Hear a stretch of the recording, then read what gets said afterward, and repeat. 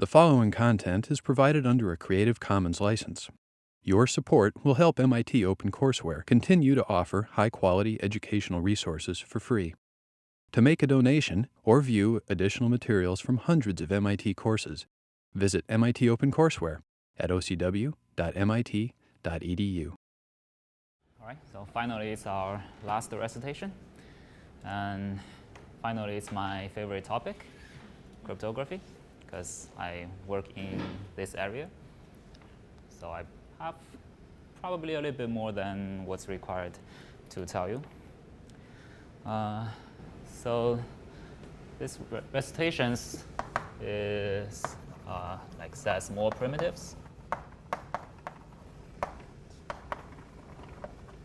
So we'll introduce several more primitives that may be useful to your future work or study.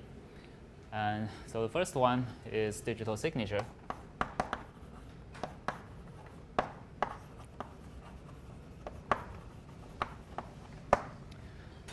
So we have briefly mentioned digital signatures in the lecture, but mainly as an application of hash.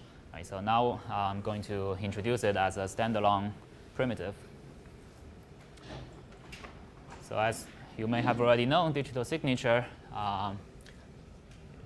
is used for verifying message authenticity, and it's a pair of function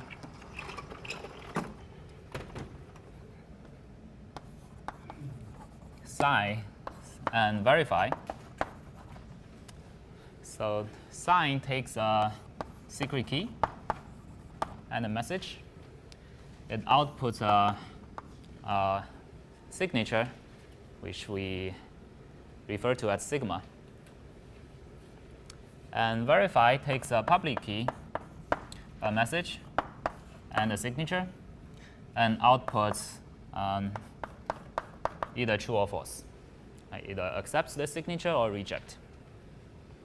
So we use secret key to sign and public key to verify. That means, so if I want to send a message, I should be the only one who's able to sign it, and everyone can verify that this message indeed comes from me. Right. So what properties do we want from digital signatures?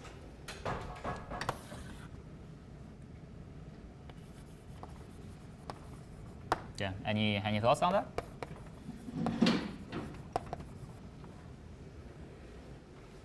Go ahead. Hard to get the secret key. Like when you're given a signature and a message, hard to get the secret key. Okay, that's definitely one. Yeah. I'll put a more general description of what you just said. Any other answers? That only one signature. Mm-hmm. And like any message can only have one signature. Okay. So what's your name? Diego. Diego says a message should only have one signature. Okay, let's think about whether that's necessary. So if my algorithm is a randomized one, that for the same message I output many possible signatures. So yeah, why is that bad? So for any of them, they will verify if that's how my algorithm works. I think that's fine. That's okay. It's not a bad thing. Actually, randomized signature is considered more secure. They are less efficient.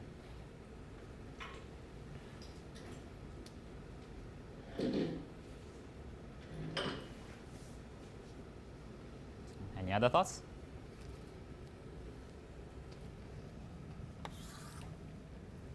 Do you care about speed at all? Like how long it takes to sign and verify? That's definitely one, but we haven't got any scheme yet, so we care about functionality first. There are faster signatures and slower ones. Okay, so the first one is actually very trivial.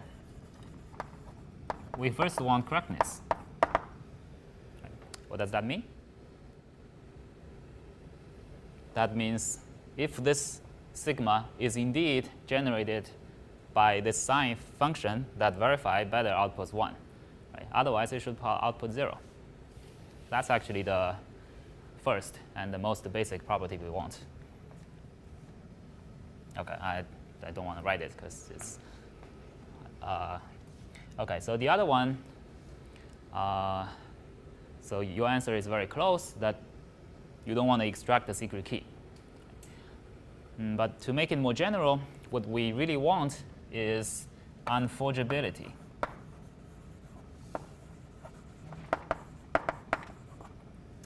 That means if I have the secret key and someone else, an adversary who does not have the secret key, should not be able to sign the message to pretend to be me.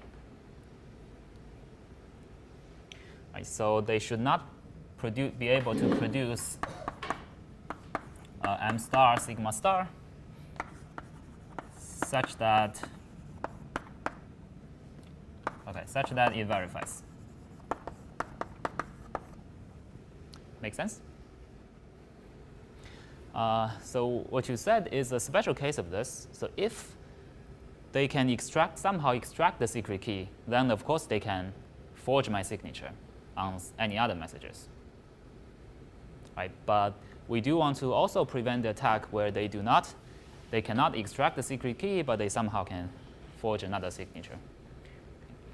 But usually we want to make the adversary more powerful because, well, then we have higher confidence that we won't be attacked. So an adversary, it's totally reasonable for it to see a bunch of messages from me.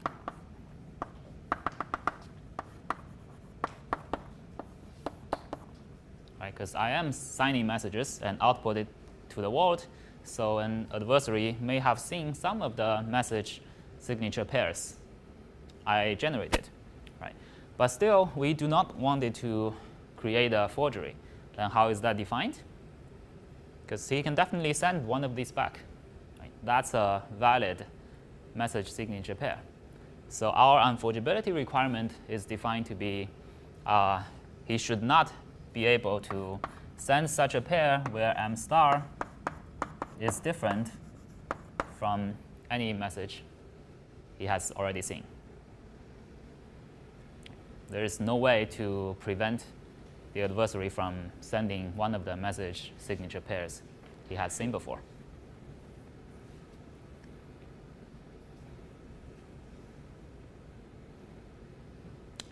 OK, so far pretty straightforward. Now, how can we get digital signatures? So in the early days, researchers, and it's actually great computer scientists, they propose a digital signature can be implemented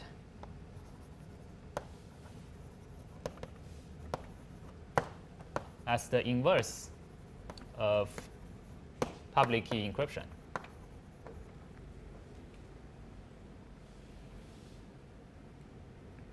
What does that mean? So I'll use RSA as an example. So RSA encryption is m to the e mod n. Right? Decryption is c to the d mod n.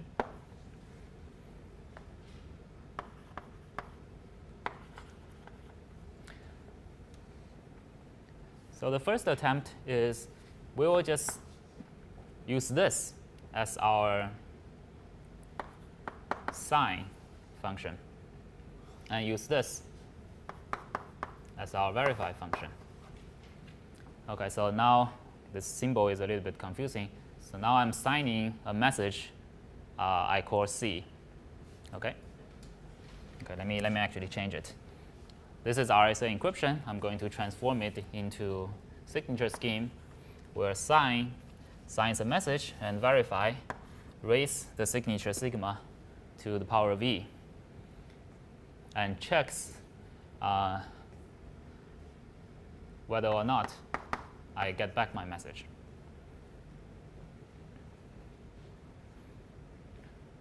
So this actually makes a lot of sense. Why? Because think of M as a ciphertext. Then if I decrypt it and then re-encrypt it,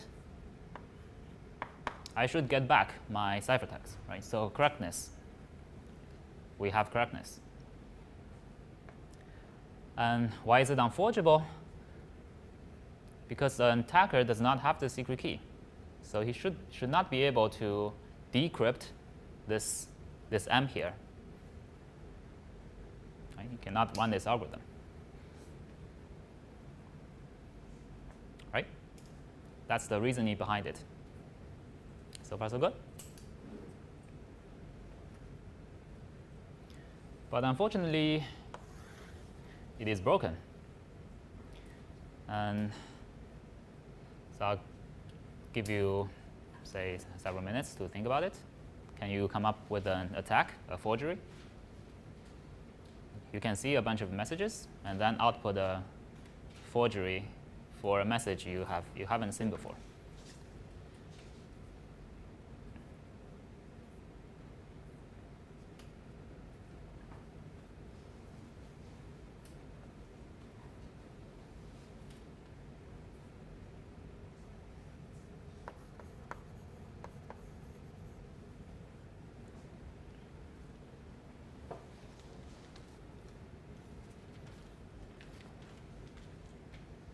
So is the algorithm clear?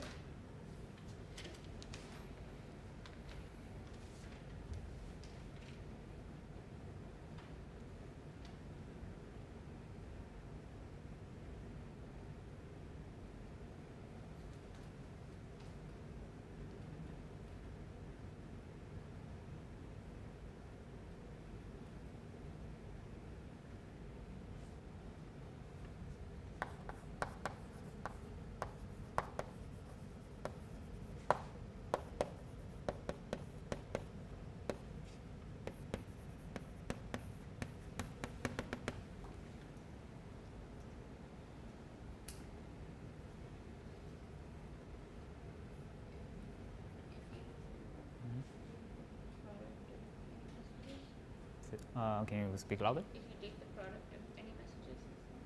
Exactly.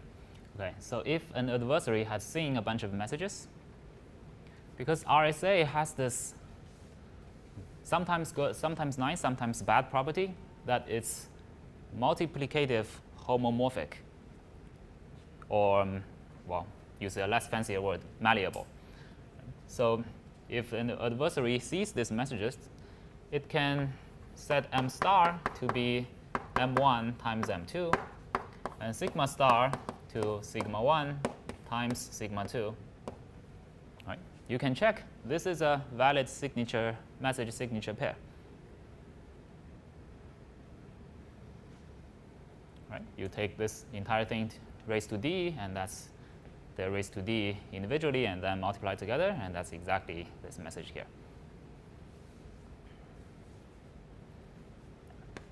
Attack 1.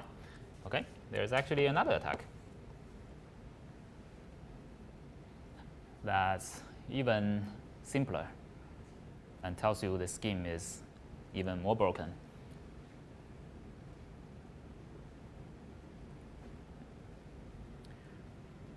So all I want to do is that come up with a sigma when it raised to e that's equal to m, right? Okay, so I'm going to select a sigma, compute m sigma raised to e, because e is my public key, mod n. I can do that, right? And then output sigma m. Oh, sorry, m sigma. Okay, I select the signature first, and I raise it to the power of e. I get a very strange message, but doesn't matter. That's my forgery.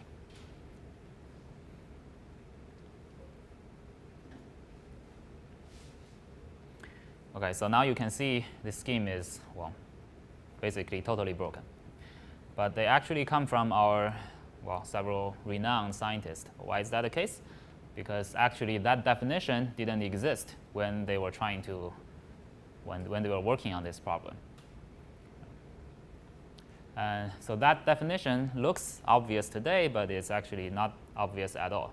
And I think it's this, these algorithms come in this 70s, 78. And in 82, Goldwasser and Micali, two professors from MIT, proposed the definition for signature encryption and basically everything in cryptography. And they won another Turing Award for that. OK, so let's try to fix it.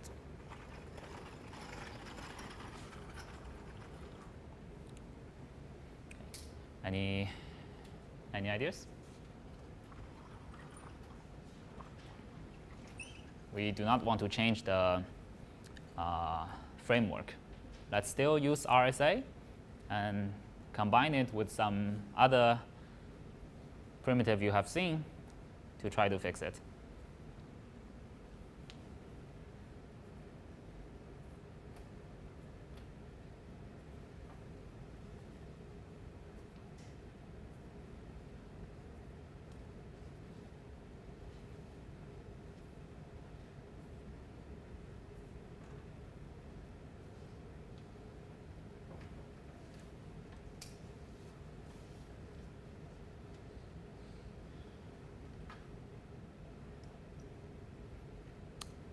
So what do we want to do? We want to break this multiplicative property.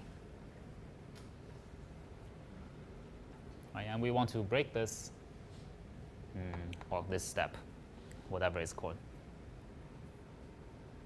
Go ahead. Can we change the n? Change this n? Yeah. OK, right now, just to remind you, it's a product of two primes. OK, PQ. It's a product of two primes, right? That's how RSA works. So what's your idea? Go ahead. Before raised to the power, like we can get the hash function of it. Exactly. OK, let's just make a small change. So sign will be hash of m raised to d. And verify will be, yeah, just OK, just check whether hash of m equals signature raised to e.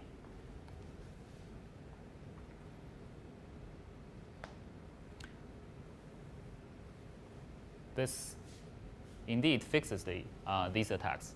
Why? Because now you need, well, if you do this, hash of m1 times hash of m2 is not going to be hash of m star, right?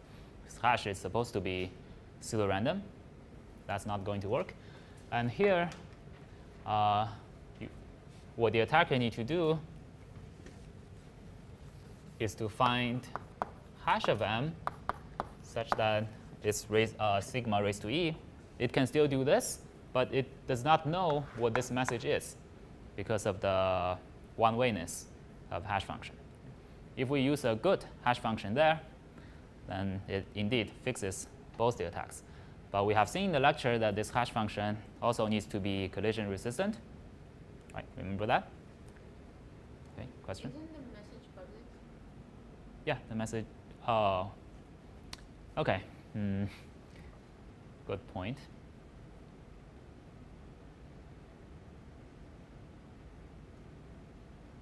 Oh, no, but OK, you are talking about this attack, right? So the attacker needs to find the public message. But all he can do is select the sigma and raise it to e. That's going to be its hash of m, right? And then he cannot figure out what this m is. Well, what about the other way? I mean, if he has two messages, he can still get m star and then get hash of m star. OK, so then he gets hash of m1, he gets hash of m2, but you need to find the m star such that its hash is the multiplication of these two. And yeah, he does not know how to find that message.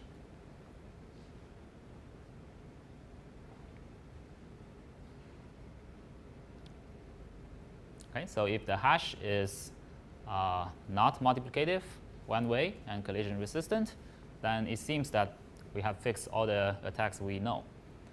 However, how do we know there are no other attacks? So actually, indeed, this is a good idea. We have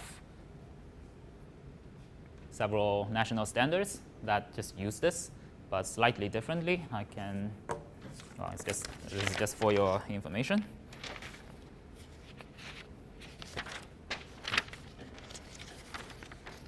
Okay, so there's a standard called NC, okay, whatever, X through 9 3.5, sorry, 0.1. It uses RSA on this weird padding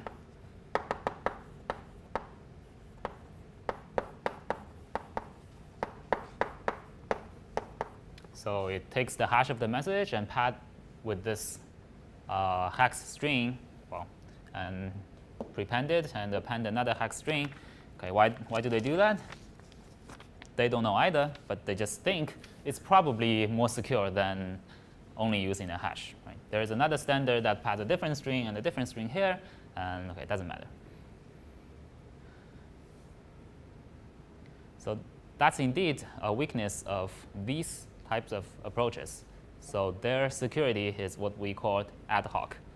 We do not know how to break them, but we do not know how to prove they are secure either. Yet that's what people do in practice. So unfortunately, that's all I can tell you today. So how not to construct the digital signature. I cannot tell you how to construct the secure digital signature because that's out of the scope of this class, and it's a major topic in cryptography.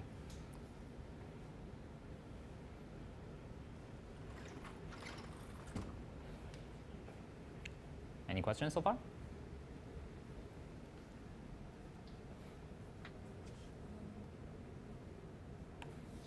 Go ahead. The hash function here is the one way, yeah?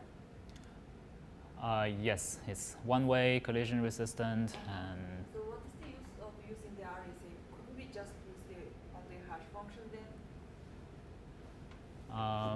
Okay, good question. So okay, let's be clear what you're saying. Okay, no. Okay, never mind. Okay, can you answer your own question? So my question was, why do we have to use the RSA? Why we have the hash function? Mm-hmm. The one way. So adversaries could create the forgery. Yeah. The hash function. How does it create a forgery? Yeah, just answer your own question. Let everyone else know. Maybe they have the same question. Sorry? So, answer your own question. So my answer is, so adversary can just choose random message and hash it, then send to the... Yeah.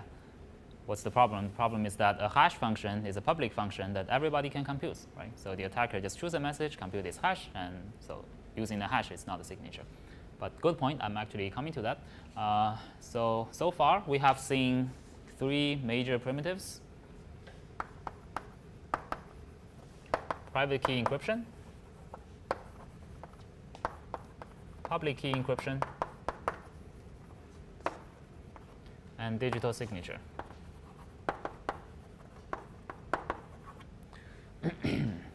So if we categorize them a little bit, so these 2 are asymmetric key, right? So they have public key and secret key. This one is symmetric key. And these 2 are for secrecy. They are trying to hide the message. And this one is for integrity, meaning the message is what the sender sends. Okay, so you can see we are missing one primitive here. Right? What if the 2 parties, they do share a secret key, and one party wants to verify the other party, the message indeed comes from the other party. Okay, so indeed, we do have a primitive for that. It's called message authentication code. So its definition is basically exactly the same as digital signature. Okay, I'm just going to change it here, except that it has only one key. So the sign function is replaced by a MAC, and there's no notion of secret key and public key. We have only one key. And how do we verify? Okay, so verify function basically just becomes the other guy also recomputes the MAC of the message and check whether that's the signature. So verifier just recomputes and compare.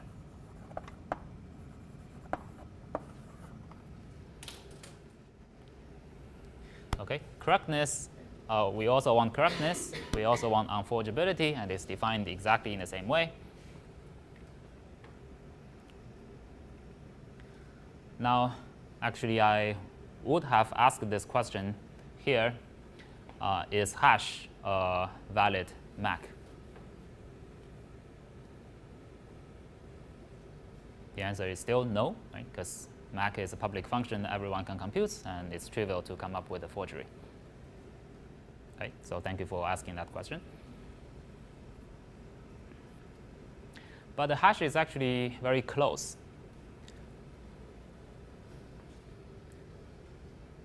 Okay.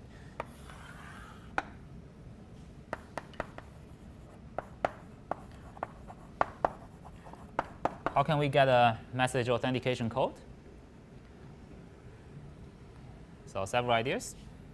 Can we just hash the key concatenated with the message, right? Then some other random attacker who doesn't have the key does not know how to compute this thing, right? That's a reasonable idea. But, well, if we can do it this way, how about we do the message concatenated with the key? Or if you want, you can do key concatenated with message and then concatenate with the key.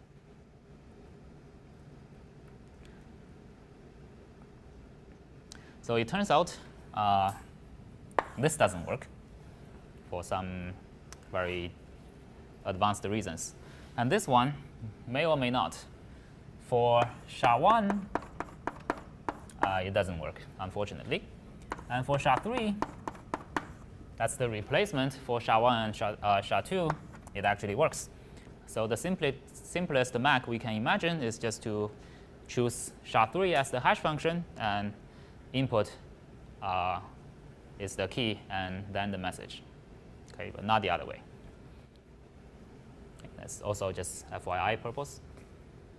Oh, by the way, there's another reasonable thought. That is, how about we encrypt the hash? Right. Everyone can compute the hash, but they don't know how to encrypt. If I use, say, secret key encryption, oh, this turns out to be wrong as well.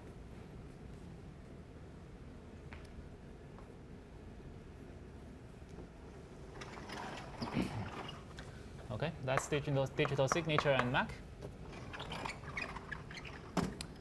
But one caveat here, our unforgeability is defined this way. A little bit strange, but makes sense. But it indeed has some weakness in some applications. So imagine, say I sent you a message, today's recitation is canceled, and it has my signature on it, right? So you can verify it indeed comes from me. But once I send that message, every one of you has that message, right? So next week, one of you can send that message again saying, today's recitation is canceled. Then you have no idea whether it's indeed me sending the message again or someone doing a April Fool's Day joke. So how do we prevent that? Well, of course, one thing I can do is if I'm smart, I'll say today, like parentheses, May the 8th, recitation is canceled, right? Then you cannot repeat that message. But we want to protect human stupidity, right? That's the whole point of cryptography. So one thing we could do, let's see.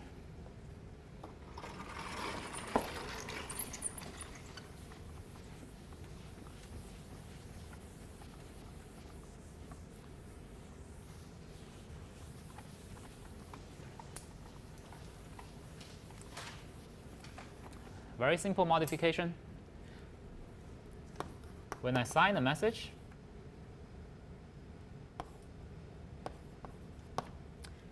I'll sign 1 concatenated with my message. Right? Next time I sign 2, concatenate with my message, and then 3, 4, and just have this counter that keeps incrementing. I think that trivially fixes. So you can verify if you receive the same message with the same counter, then you know it's someone else who is resending it. Okay, so that's one thing we need to do for signature in practical use. Now, consider another totally different application. So say, I think everyone uses Google Drive, Dropbox, something like that, right? You store a bunch of files on this cloud server. You are here. You have a, say, cell phone, and you can access your files. But how do you know when you read a file, it is indeed your file unmodified? How do you know maybe Google messes with you, or there's someone in the middle who changes your file? So okay, usually most of the people do not care about that, but well, in cryptography we do care about that. So in that case, MAC and signatures do not help us. Why? Because if you just store a MAC alongside each file, what went wrong? Go ahead. Okay, but if they modify the file, they do not know how to generate a MAC for their version of the file. Right? But what they can do is, you have this file, and then you come and write it, and you generate a new MAC. When you read it, they give you the old version. Right? That has the valid signature or MAC on it, because you generated that for it. See, you all see the problem? You haven't seen the problem? Okay. What do you mean they give you the old version? Okay, so you have this file, right? You generate a MAC, but you at some point you want to update the file. Okay, you want to update this file to this file prime and generate a new MAC. Right? And maybe then file double prime, MAC double prime. In this application, we want freshness. Right? When you read this file, you want the latest version of the file. So it should be what you wrote there last time. Right? But when you're trying to read the file, an attacker can give you this pair. Right? If you check the MAC, it's going to match. This is also a valid message MAC pair. Okay. Now everyone sees the problem. Okay, so what can we do? Well, one thing we could do is store all these MACs here on your phone, right? MAC 1, MAC 2, a MAC for every single file. But if you do that, in fact, we do not need MAC anymore. We can just use hash. Okay, so I'll say sigma. I'll use sigmas, but they mean hashes. Well, this is probably good enough in practice. So I'll say these files are x1, x2, x3, x4. And you just create a hash for each of them and store them locally. And the model here is that an attacker cannot modify files on your own computer or on your own phone. And then you can download the file, compares it with the latest version of the hash, and then you are convinced that it's the latest version. Right? This is probably a good enough solution. The only downside is that we do have to store a lot of hashes if you have a lot of files. Or in our algorithmic terminology, we say your space complexity is O of n. Right? Here I mean your local space.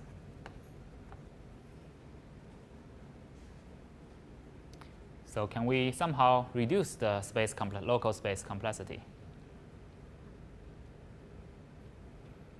Well, one thing we could do is to concatenate all the files together, generate a single hash, and store that one hash.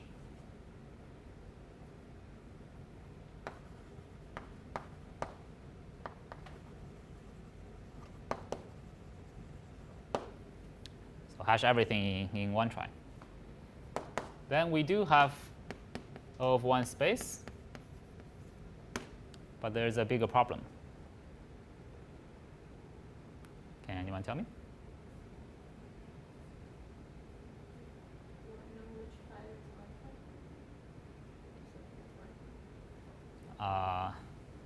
Okay, I think you are thinking in the right thing. So how do I verify? If I want to, I cannot verify a single file. I have to download all the files and recompute the hash to verify. So the time complexity is O of n. And also, if I want to update this file, I have to recompute the hash. Right? That involves, again, downloading all the files and feed them into that hash.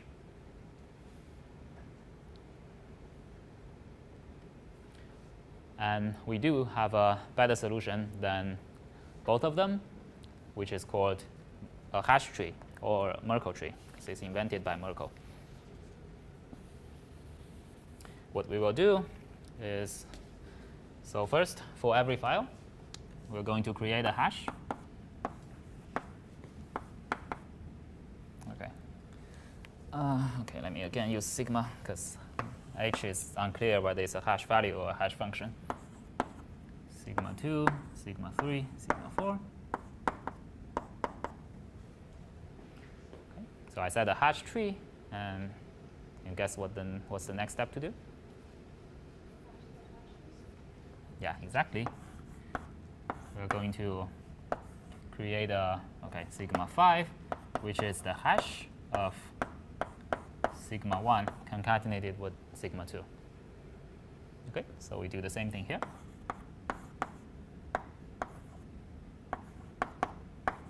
Okay, so you all know what it is, right? I don't need to write it. And keep going until we get a root hash.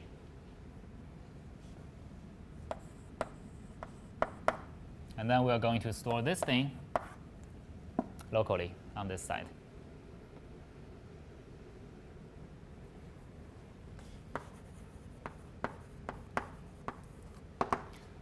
So what's the local storage complexity? Of 1. We're only storing one hash locally. So what's the time complexity?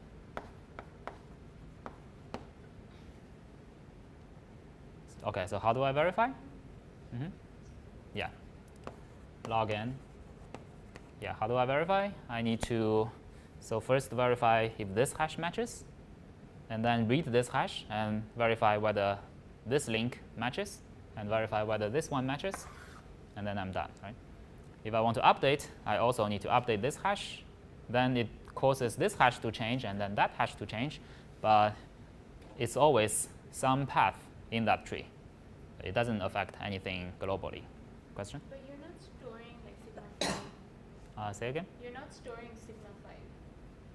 I am not. Yeah, I have to go ahead and read it. From where? From Google Drive or Dropbox. So are we sure that that is secure? OK. Yeah, so that's the next thing we're going to do. Is this secure? Or in other words, can an adversary changes one of the files and somehow maintain the same root hash, right? That's your question.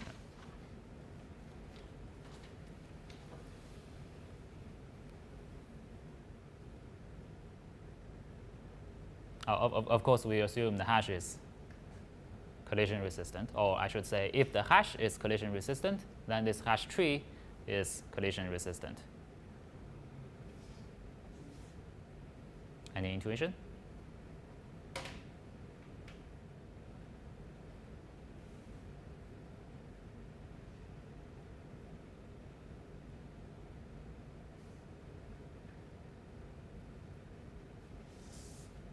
Or anyone wants to prove it?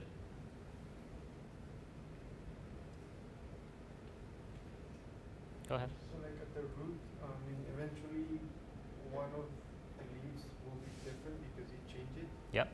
Now, if you want the root to be the same, then the other hash has to be different, but since there's no collisions, I mean, it's hard to find the other hash. Yeah, correct. So okay, so I'll just repeat what you said, but I'll start with the leaf because that's easier for me to think about. So say I change this one, this block. Now I claim this hash here will change. Right? If it doesn't, then I have found a collision.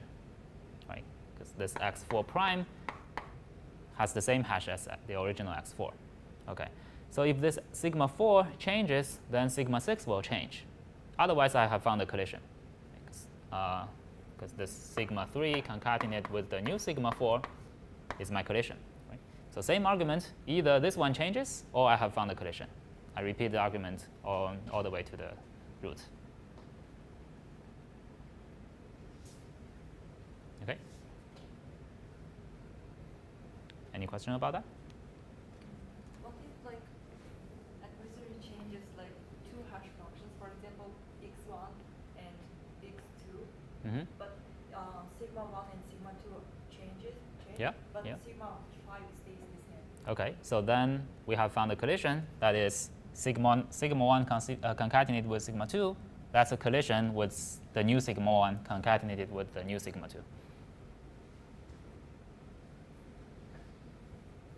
Make sense?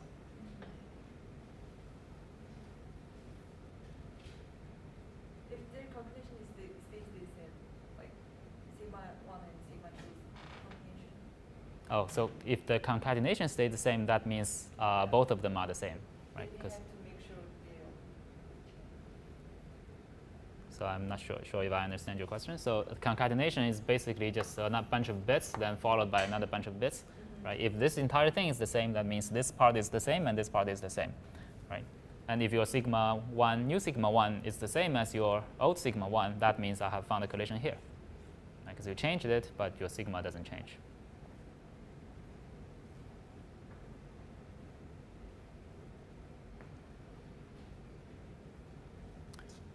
All right?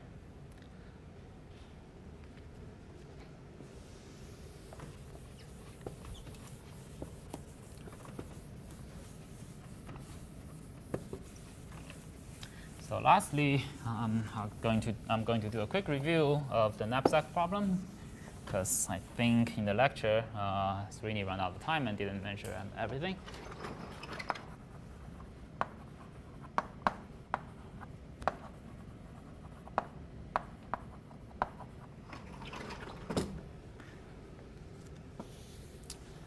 Okay, so if you recall the knapsack crypto system, it says we have a knapsack problem. I'll call U1 to UN. And then we're going to transform it. OK, this is a super increasing sequence. I'm going to transform it into a general one by multiplying a n and then mod m. Right?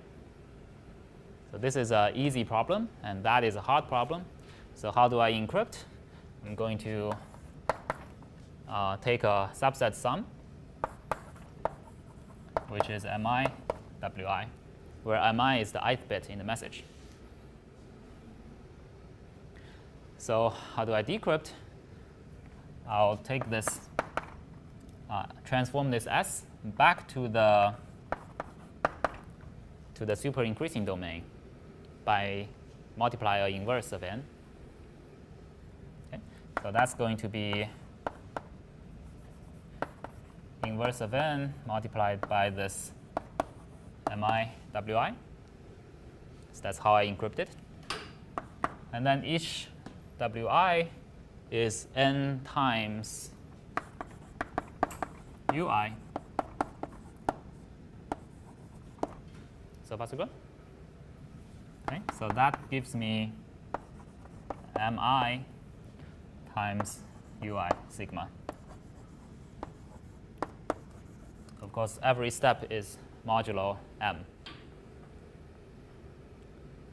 So the first thing I'm going to claim is that m has to be larger than sigma ui. Right. If that's the case, then my t is just this subset sum. Right. So if I solve this knapsack problem, I get the same answer as solving the original, the general knapsack problem. Right. If my m is not that large, if m is too small, then I have a problem, because then my t will be this subset sum minus some multiple of m. Right. Then it's a different problem. I do not get the same message back.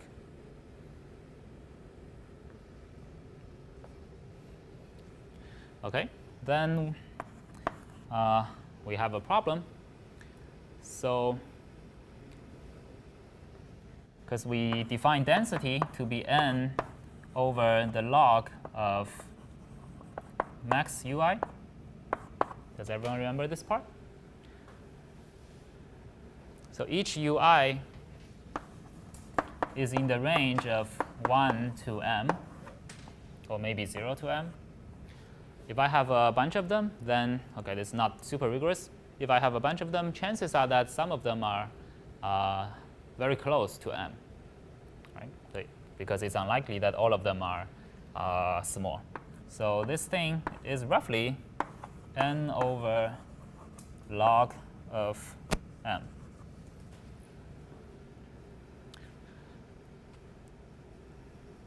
So then we have a dilemma. If we set m to be a small number, then my density is fine, but that means all of my ui's needs to be small, because m needs to be greater than the sum of them. Or if all the ui's are small, then I have a very limited choices of them. Then actually an attacker can just guess what ui I chose by a brute force algorithm or something like that. And if I choose m to be large, or if I choose all the ui's to be large, to choose them from a large range, then my m is going to be very large. And this density is low. And that's vulnerable to the low density attacks. And so how low a density is considered low? So several people proposed that, well, based on heuristics, that if this density is less than 0.45, then it's considered low density and it can be attacked. And this threshold had been improved. All right. So, but while most of the knapsack crypto systems are broken, there are a few that have so far stood the test of time. So they are still interesting because knapsack crypto systems will be much faster than RSA or any number theory based. We are just adding numbers here, right? And RSA have this operation where m is a 1,000-bit number and e is also a 1,000-bit number. And take this exponentiation is actually very slow. So knapsack crypto systems are still interesting. However, their original motivation turned out to be unsuccessful. The original motivation is to base cryptography on the NP-complete problem. That's not going to work because NP problems are hard only in the worst case. And we need cryptography to be hard in the average case. Why? Because if they are only hard in the worst case, that means there are several instances of this problem that are hard. So either you pick a secret key that doesn't correspond to a hard problem, or you pick a secret key that corresponds to a hard problem, but everyone else picks the same secret key, because everyone wants to be secure. That's the reason why it's unlikely to get cryptography from NP hard problems. Okay. That's all for today's recitation. And thanks, everyone, for the entire semester. Thank you for your participation.